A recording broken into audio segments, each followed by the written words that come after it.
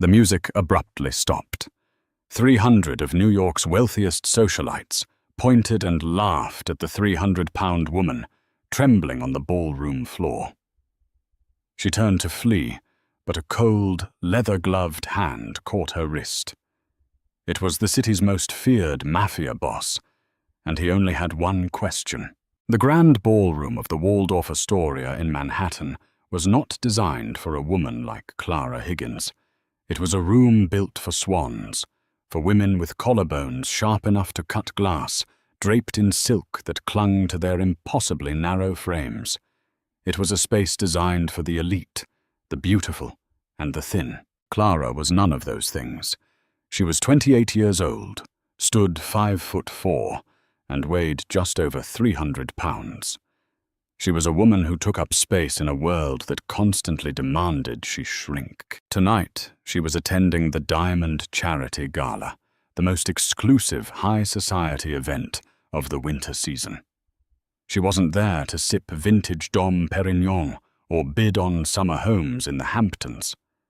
Clara was a senior forensic auditor at Price Waterhouse Coopers, and her ruthless boss, Richard Hastings, had forced her to hand-deliver a highly confidential leather portfolio to their firm's most lucrative and secretive client, Arthur Penhaligon.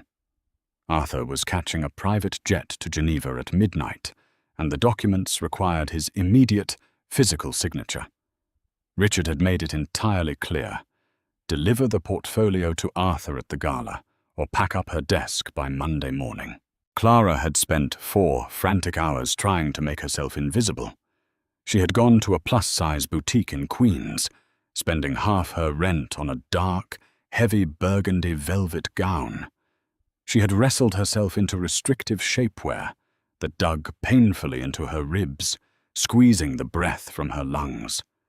She had swept her thick brunette hair into a tight chignon, hoping to draw attention to her face and away from her massive waistline. But as she stood outside the towering, gilded doors of the Waldorf Ballroom, clutching the leather portfolio to her chest like a shield, she knew the truth. You cannot hide a mountain by throwing a nice drape over it. Her heart hammered against her ribcage, a frantic, heavy rhythm that made the thick velvet of her bodice tremble.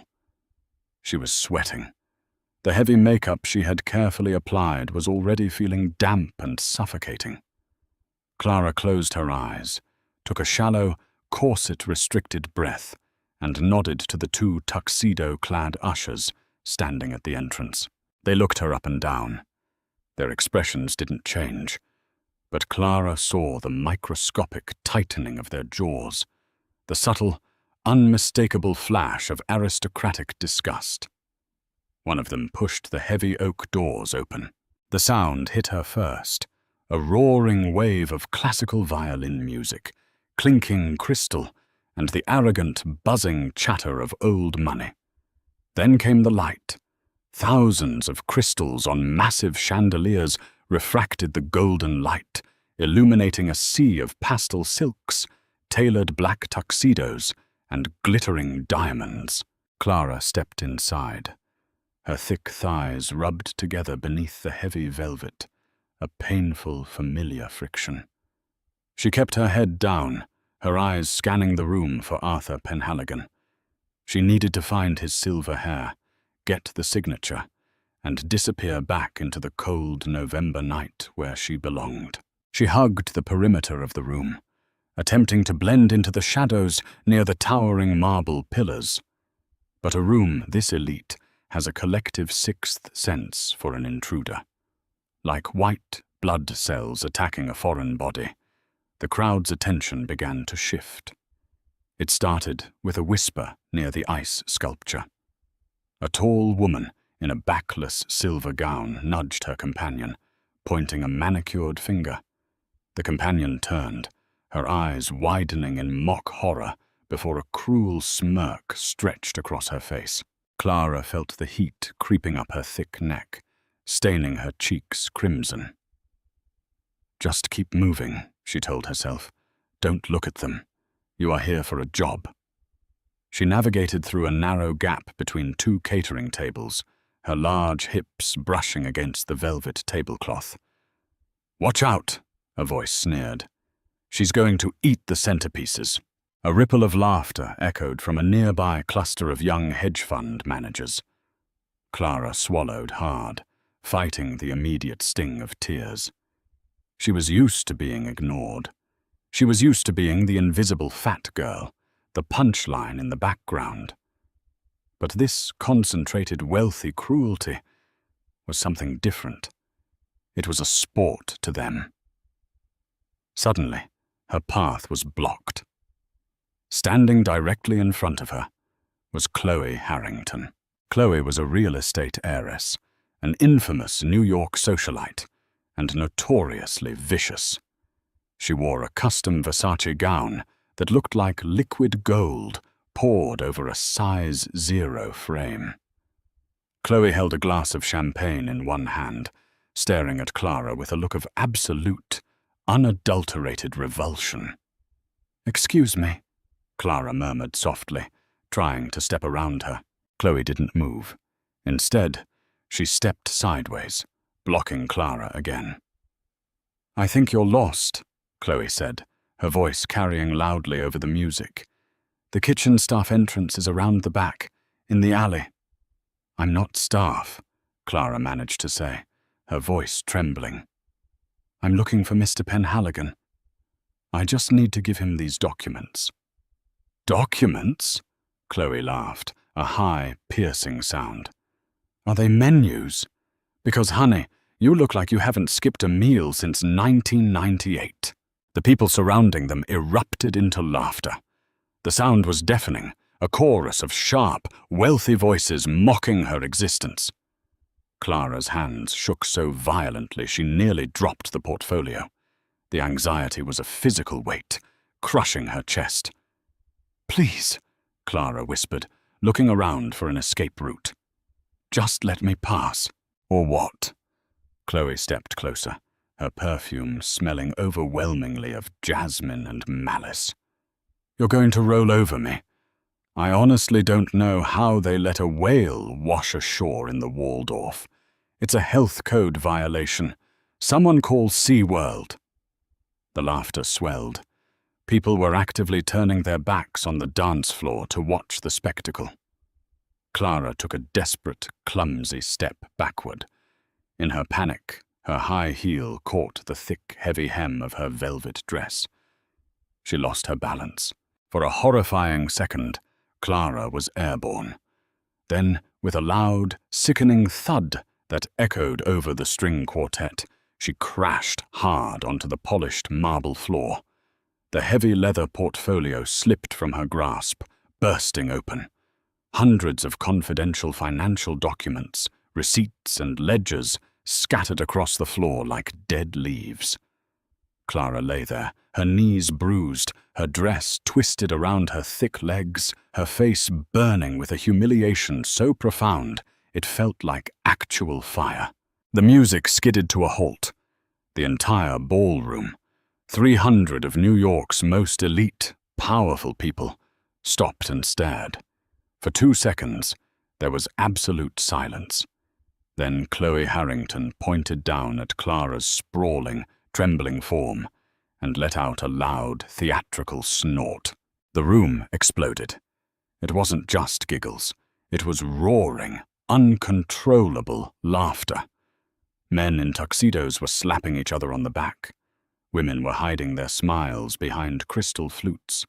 They were laughing at her body, at her clumsiness, at the absolute absurdity of a fat woman daring to enter their beautiful, perfect world and immediately falling on her face. Clara squeezed her eyes shut, wishing the marble floor would open up and swallow her whole. She scrambled to her hands and knees, frantically grabbing at the scattered papers. Her vision was completely blurred with hot, angry tears. "Oh, look!" Chloe's voice rang out, clear as a bell through the laughter. "The pig is rooting for truffles." More laughter. Clara sobbed, a pathetic, wet sound that she hated herself for making. She just wanted to die. She grabbed a handful of papers, her thick fingers trembling so badly, she kept dropping them. She was a joke. She had always been a joke, and tonight was just the grand finale. As Clara wept on the marble floor, the atmosphere in the ballroom began to undergo a sudden, violent shift. It didn't happen all at once.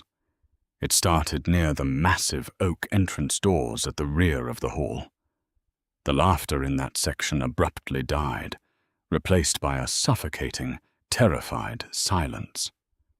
The quiet spread like a bloodstain across silk, moving swiftly from the back of the room to the front. People stopped smiling. Men lowered their drinks. Women stopped whispering. Even the cruel smirk on Chloe Harrington's face slowly melted into an expression of profound confusion, and then sheer panic. Clara, still on her hands and knees, wiping snot and tears from her face, didn't notice the silence at first. All she could hear was the rushing blood in her own ears. Then she felt it. A heavy, rhythmic thudding against the floorboards. Footsteps. Slow. Measured. Lethal.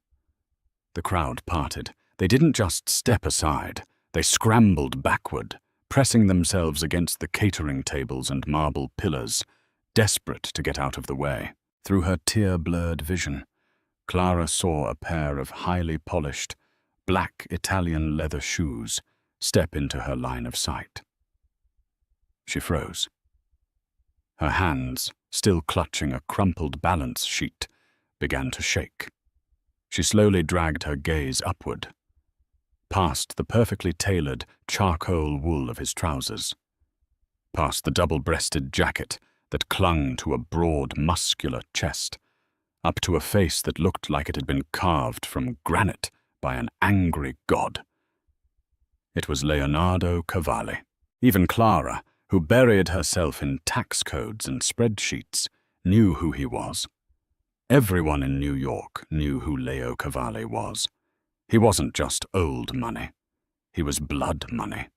He was the undisputed head of the Cavalli Syndicate, the most powerful and ruthless mafia organization on the eastern seaboard. He controlled the docks, the construction unions, the underground casinos, and half the politicians sitting in this very ballroom. He was a man who didn't attend charity galas. He was a man who ended lives with a single phone call. He was 32 years old, standing 6'3", radiating an aura of dark, suffocating power. His hair was jet black, combed back with military precision. His eyes were the color of deep, frozen ocean water. Cold, unblinking, and entirely devoid of mercy. Behind him stood two massive men with thick necks and bulging suits, hands resting casually near their lapels. The silence in the room was absolute. Nobody breathed. The elite socialites who had just been roaring with laughter were now statues, paralyzed by the sudden arrival of an apex predator. Leo Cavalli stood over Clara. Clara squeezed her eyes shut. "He's going to step on me," she thought wildly. "He's going to kick me out of his way, or tell his men to throw me in the street." Her heart pounded so hard, she thought she might suffer a heart attack right there on the floor.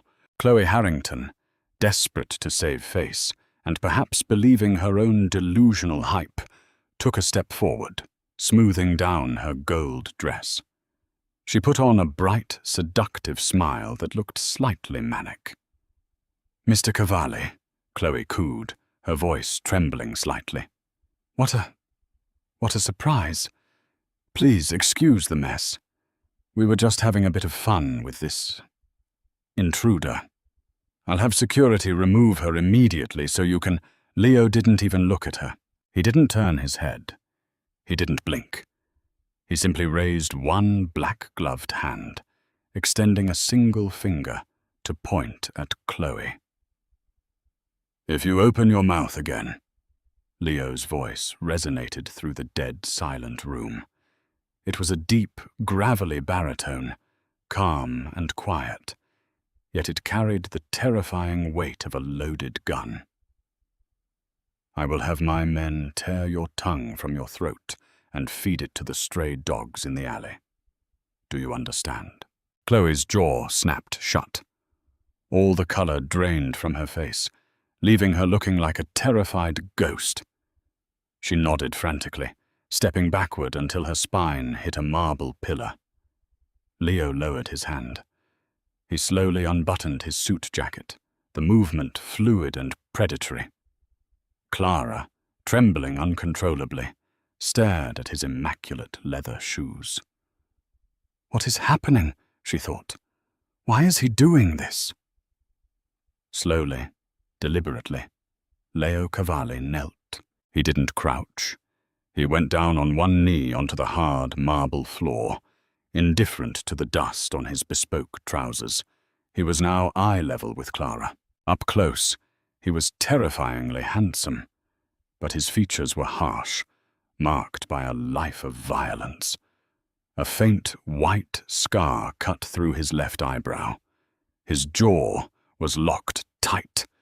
He looked at Clara. He looked at her tear-stained, puffy face. He looked at her heavy, sweating body squeezed into the velvet dress. He looked at the frantic, humiliating way she was clutching the papers to her chest. He did not look at her with disgust. He did not look at her with pity. He looked at her with a furious, burning obsession. Leo reached out with his gloved hand. Clara flinched, curling into herself, expecting a blow. Instead, his large hand gently closed over hers. His grip was warm, impossibly strong, and terrifyingly gentle. He slowly pried the crumpled financial documents from her trembling fingers. He didn't look at the papers. He handed them back to his men without breaking eye contact with her. Clara, Leo said softly. Clara stopped breathing. Her eyes widened in absolute shock. He knows my name. How does he know my name? You're shaking, he murmured, his voice entirely different from the lethal tone he had used on Chloe. It was a low, intimate rumble meant only for her. Clara stuttered, unable to form a coherent word. Her mind was misfiring. This had to be a dream, a bizarre, stress-induced hallucination before she woke up in her cramped apartment in Queens. Leo reached up. With the back of his gloved thumb, he gently, almost reverently, wiped a tear from her flushed, chubby cheek. The contrast between his dark leather glove and her pale skin was stark. Look at me, he commanded, a gentle but firm order. Clara forced her eyes to meet his cold, blue gaze. Get up, he said. I can't, Clara whispered, fresh tears spilling over his glove. My dress, my heel is caught. I'm too heavy. I can't. Leo's jaw tightened. A muscle feathered in his cheek. He stood up in one fluid motion.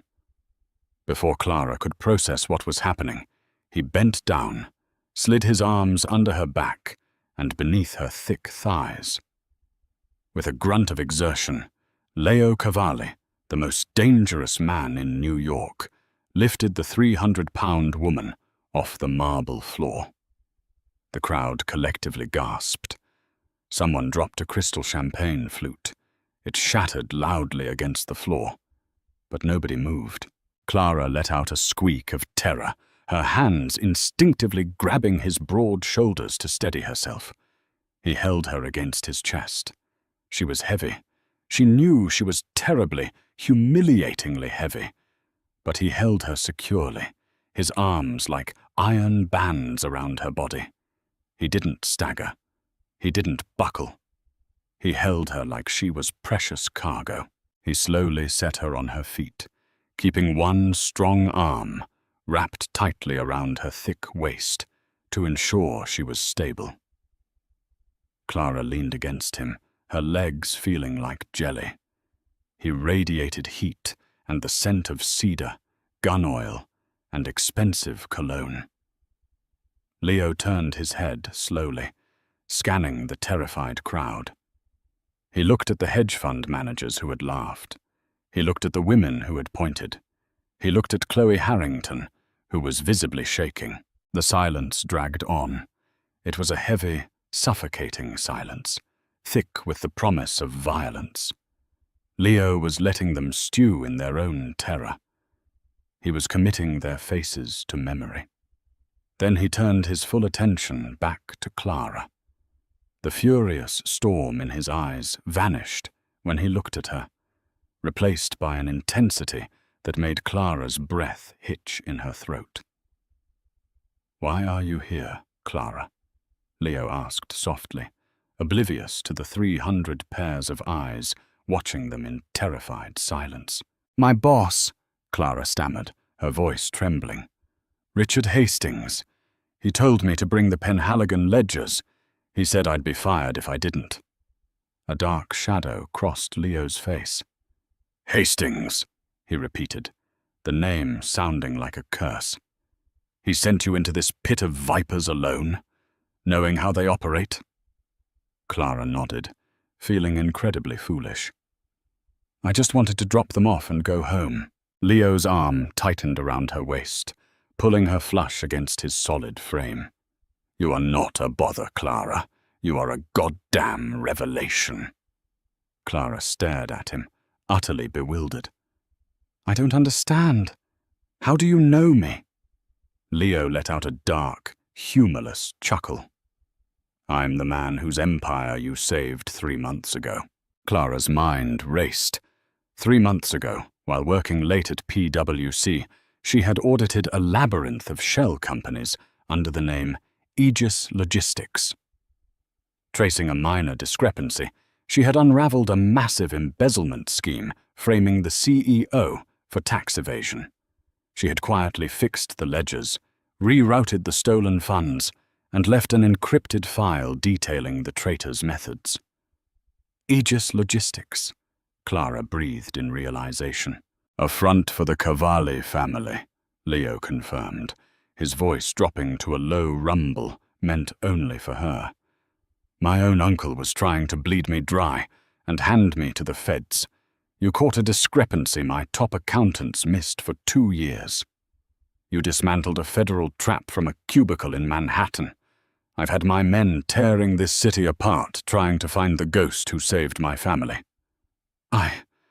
I just like numbers," Clara whispered. "You have the most brilliant mind I have ever encountered," Leo said, his eyes burning into hers. "When my hackers finally traced the IP address to your terminal, I had a dossier pulled. Clara Higgins. Top of your class, yet overlooked for every promotion because you don't fit the corporate image. You hide behind oversized sweaters. You let pathetic, small-minded people dictate your worth." Clara felt a fresh wave of tears, but not from humiliation. For 28 years, she had been an invisible workhorse, a background character. Now this terrifying man was looking at her like she was the most valuable thing in the world. "I watched you walk into this room tonight," Leo continued, his voice hardening as he glared at the frozen crowd. "I watched these parasites mock you. I watched you fall. And I realized that having you work for me isn't enough." Leo took a step back, releasing her waist, though he kept a firm grip on her hand. He turned his body slightly, ensuring his voice would carry to every corner of the silent ballroom. "Clara!" Leo's voice boomed, deep and resonant. "Will you marry me tonight, or do I need to bury every single person who just laughed at you first?" The room gasped as one collective entity. Chloe Harrington let out a pathetic whimper, her knees visibly buckling. The men who had been laughing mere minutes ago were now sweating, eyes darting to the armed enforcers blocking the doors. Clara's brain short-circuited. Marry you? Look at me. I'm fat. I'm a mess. You're Leonardo Cavalli. I know exactly who I am, and I see exactly what you are, Leo said calmly. You are a queen walking among insects. I don't give a damn about your size, Clara. I care about your mind. And frankly, I prefer a woman who actually has curves over these starving greyhounds. He shot a look of absolute disgust at the surrounding socialites. But marriage? She stammered. In my world, marriage is power. It is protection, Leo said, stepping closer to shield her. If you wear my ring, no one will ever dare disrespect you again. Richard Hastings will beg for his life before raising his voice to you. These people will bow their heads, or I will take them from their shoulders. He reached into his jacket. The crowd flinched, terrified he was pulling a weapon. Instead, Leo withdrew a black velvet box. Inside rested a diamond so massive and brilliant it seemed to generate its own light. A flawless emerald-cut stone flanked by blood-red rubies. I came here to offer you a job as my chief financial officer, Leo murmured. But watching them treat you like dirt changed my mind. I don't want you working for me. I want you ruling with me. Give me your brilliant mind, and I will give you my protection, and my life. Say yes, Clara. Clara looked at the ring, then past Leo's broad shoulders. She saw her abusive boss, Richard, looking horrified near the entrance. She saw Chloe, sobbing quietly against a pillar. For her entire life, Clara had allowed the world to step on her. But looking into Leo's protective eyes, something broke inside her. The fear evaporated, replaced by an exhilarating rush of power. This ruthless monster was offering her the keys to the kingdom. Clara slowly lifted her chin, stopped trembling, and prepared to make the deal with the devil. Clara stared into the mesmerizing, dangerous eyes of Leonardo Cavalli. The silence in the Waldorf Astoria ballroom was so absolute she could hear the ice melting in the abandoned champagne buckets. Yes, Clara said. Her voice was not the quiet, mousy squeak she had used her entire life. It was remarkably clear, carrying a newfound weight. Yes, Leonardo. I will marry you. A microscopic, genuine smile touched the corners of Leo's hard mouth, a rare expression that his men later swore they had never seen before. He took her trembling left hand in his large, gloved fingers. With absolute precision, he slid the massive emerald-cut diamond ring onto her finger. The heavy platinum band slipped easily over her thick knuckle, settling perfectly into place. It was heavy, cold, and undeniably real. Mine, Leo murmured, kissing the back of her hand. The word was a vow, a shield, and a threat to anyone who dared look at her the wrong way. He slowly stood up to his full 6'3" height, keeping Clara's hand tightly encased in his. He turned to face the terrified crowd, his blue eyes sweeping over the elite socialites like a general surveying a conquered battlefield. "Richard Hastings!" Leo called out. His voice wasn't a shout, but it commanded the room like a crack of thunder. Near the gilded entrance doors, a balding man in a sweat-drenched tuxedo visibly flinched. Richard, Clara's abusive, demanding boss, looked as though he was about to pass out. He took a hesitant, trembling step forward, his eyes darting frantically to the armed enforcers flanking the exits. "Mr. Cavalli," Richard stammered, his voice cracking. I assure you, the firm had no idea. I mean, Clara is a highly valued—" "Shut your mouth," Leo interrupted quietly. Richard's mouth snapped shut with an audible click. Leo looked down at Clara. This insect sent you into a hostile environment to do his dirty work. He threatened your livelihood. What would you like to do with him, Mia Regina? I can have him dropped into the Hudson River before midnight. I can burn his firm to the foundation. You only have to say the word. The crowd gasped. Richard dropped to his knees on the marble floor, completely abandoning his dignity. Please! Clara, please! I was just following protocol, I swear. I have a family. Clara looked at the pathetic man who had made her life a living hell for 5 years. She remembered the unpaid overtime, the stolen credit for her financial models, the cruel jokes he made about her lunch orders, and the constant threats of termination. A dark, unfamiliar satisfaction bloomed in her chest. She held all the cards now. No, Leo, Clara said, her voice steady. The river is too easy, and it doesn't solve the problem. She stepped forward, her heavy velvet dress sweeping across the floor, no longer a clumsy barrier, but a regal train. She looked down at Richard. Richard, Clara said coldly. Tomorrow morning, PricewaterhouseCoopers will receive a fully documented, encrypted file detailing your personal embezzlement from the firm's offshore accounts over the last 4 years. The same file will be sent to the IRS Criminal Investigation Division. Richard's face drained of all blood. Clara, no, you don't have that. I've had it for 6 months, Clara replied smoothly. I just never cared enough to send it, until tonight. You're ruined, Richard. You won't just lose your job, you will go to federal prison. And if you ever try to contact me or speak my name again... She paused, looking up at Leo, who was watching her with an expression of pure, predatory pride. My husband will handle it. Richard collapsed forward, putting his head in his hands, openly weeping. Clara turned her attention to the pillar where Chloe Harrington was cowering. The beautiful, vicious heiress who had tripped her and called her a whale was shaking so violently her gold dress shimmered like water. Leo followed Clara's gaze. His jaw tightened. And her? She humiliated you. She put her hands on what is mine. Chloe let out a strangled sob. I'm sorry, I'm so sorry. It was a joke. It was just a stupid joke. Please don't kill me. Clara studied Chloe's flawless, terrified face.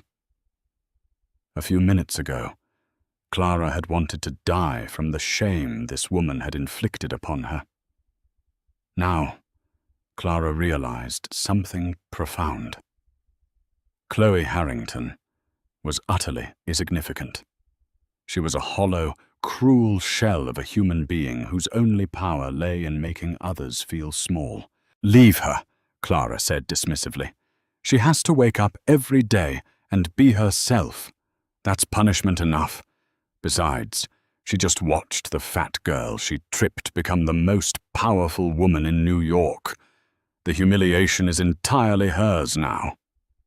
Leo let out a low, dark laugh that sent shivers down the spines of the guests. Brilliant and merciful, but mostly brilliant. He wrapped a heavy, protective arm around Clara's thick waist, pulling her flush against his side. We are leaving, he announced to the room. If a single word of what happened here tonight makes it into the press, I will not send lawyers. I will send my men. Enjoy the rest of your evening. With that, Leonardo Cavalli guided Clara through the parted sea of New York's elite. Nobody breathed. Nobody moved. They walked out of the grand ballroom, leaving behind a profound, terrified silence. As they stepped out into the crisp November air of Manhattan, a fleet of armored black SUVs was waiting. The street had been entirely cordoned off by Cavalli's men. Leo opened the door of the lead vehicle himself, offering Clara his hand to help her navigate her heavy dress into the plush leather interior.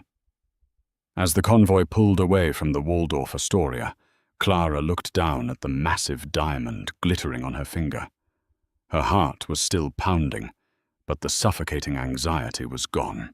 "Are you absolutely sure about this?"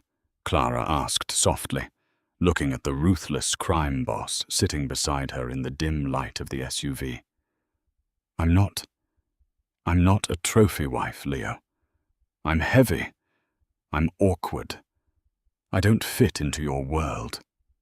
Leo reached across the console, his large hand cupping her soft, full cheek. His thumb stroked her skin with a reverence that made her breath catch.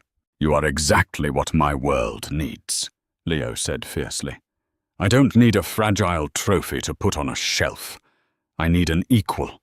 I need an architect to help me legitimize a billion-dollar empire.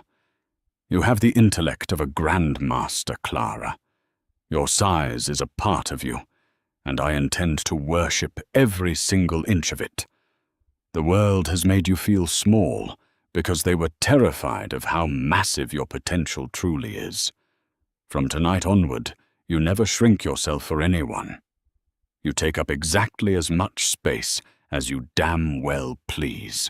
Clara leaned into his touch, a single, happy tear escaping her eye. For the first time in her life, she didn't just feel safe, she felt dangerous. 6 months later, the boardroom on the top floor of the Cavalli Tower in Lower Manhattan was thick with tension. Clara Cavalli sat at the head of the massive mahogany table. She had not lost a single pound. In fact, she had stopped agonizing over her weight entirely. Instead of hiding her 300-pound frame beneath drab, oversized sweaters, she was dressed in a custom-tailored, deep emerald green power suit that accentuated her curves. Her thick brunette hair was styled in sleek, cascading waves, and a diamond necklace, a wedding gift from Leo, rested against her collarbone. She radiated an intimidating, grounded authority. Standing silently behind her chair, a permanent, looming shadow of lethal devotion, was Leonardo Cavalli. Across the table sat Victor Russo, a notoriously stubborn boss of the New Jersey syndicate, and his 3 lawyers. Victor was old school, deeply misogynistic, and currently extremely agitated. He had been trying to negotiate a lucrative shipping contract through the ports that Leo controlled, but he was infuriated that Leo refused to speak, deferring the entire negotiation to his new wife. "Look, Leo," Victor sneered, leaning back in his chair and aggressively chewing on a cigar. "I came here to do business with the head of the Cavalli family, not to get a math lesson from your heavily upholstered accountant. This is men's work. Send the broad out so we can talk numbers." The temperature in the room instantly dropped 20 degrees. Behind Clara, Leo's hand instinctively reached for the weapon inside his jacket. His eyes turned into chips of glacial ice. He was a microsecond away from putting a bullet directly between Victor's eyes. But Clara calmly raised her left hand, the one bearing the massive diamond, and gently rested it on Leo's arm to stop him. "No, Leo," Clara said, her voice smooth, calm, and dripping with absolute control. "Let him speak." She turned her sharp, calculating gaze to Victor Russo. The older mafia boss suddenly felt a strange prickle of unease. The woman sitting across from him didn't look flustered. She looked at him the way a hawk looks at a field mouse. "Mr. Russo," Clara began, opening a sleek leather folder on the table. "You believe my husband brought me here as an accessory. You are mistaken. I am not here to negotiate a shipping contract with you. I am here to inform you of your new reality." Victor scoffed, though his smile faltered. "My new reality? Listen, lady." 2 months ago, Clara interrupted, sliding a stack of financial documents across the mahogany table. "While you were busy complaining about my presence, I initiated a hostile takeover of the 3 shell companies that control your distribution routes in Atlantic City. I leveraged your outstanding debts against the state tax board. bought out your silent partners using dummy corporations traced back to the Cayman Islands, and legally seized your entire trucking fleet. Victor stared at her, his face turning a blotchy purple. You're bluffing. That's impossible. My lawyers would have— Your lawyers are idiots, Clara stated flatly, not breaking eye contact. They were using a loophole in the 1998 corporate tax code that I personally helped close when I worked as an auditor. You don't own your trucks anymore, Victor. You don't own your warehouses. As of 9 a.m. this morning, you are officially bankrupt. The only reason the feds haven't kicked down your door is because I froze the transfer of your illegal assets to a holding account that I control. Silence slammed into the boardroom. Victor's lawyers scrambled to pick up the documents, their eyes widening in sheer panic as they read Clara's flawless, impenetrable financial traps. Everything she said was true. She hadn't just beaten them.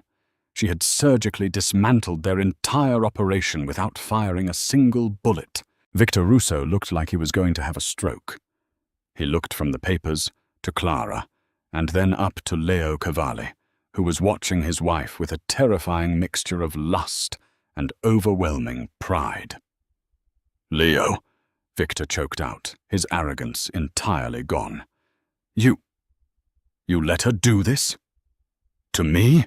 I didn't let her do anything, Victor, Leo said, his deep voice vibrating with dark amusement. My wife is the architect of this empire. I am simply the muscle that ensures her designs are respected. You disrespected her, so she took your livelihood. I'd say you got off remarkably light. Clara leaned forward, resting her elbows on the table, owning her space. You have two options, Mr. Russo, Clara said softly, the true boss of the room. Option 1. You sign over the remaining 20% of your legitimate fronts to the Cavalli Syndicate, and I will graciously allow you to retire to Florida with a modest pension. Option 2. I hit send on my laptop. The feds receive your unlaundered ledgers, and you spend the rest of your life in a supermax prison. You have exactly 60 seconds to decide. Victor Russo, a man who had commanded fear for 3 decades, looked at the heavy, beautiful woman sitting at the head of the table, and he realized he was entirely outmatched. His hands trembling. He reached into his jacket, pulled out his gold fountain pen, and signed the documents without another word. When the broken men had left the boardroom, the heavy mahogany doors clicked shut, leaving Clara and Leo alone. Clara let out a long breath, a triumphant smile breaking across her face. She spun her chair around to face her husband. Leo didn't say a word. He stepped forward, hauled her out of the chair, and kissed her with a fierce, consuming passion. He tasted like expensive coffee and victory. Clara wrapped her arms around his thick neck, pulling him closer, reveling in the solid, immovable strength of the man who had given her the world. When he finally pulled back, Leo rested his forehead against hers, his breathing heavy. You, Leo whispered, his voice incredibly gentle, are the most terrifying, magnificent creature I have ever known. Remind me never to get on your bad side, Mrs. Cavalli. Clara laughed, a rich, joyful sound that echoed through the penthouse office. It was the sound of a woman who was no longer hiding. She wasn't just the fat girl who fell at the ball anymore. She was Clara Cavalli. She was a genius, a queen, and the untouchable architect of the most powerful criminal empire in America. And no one would ever laugh at her again.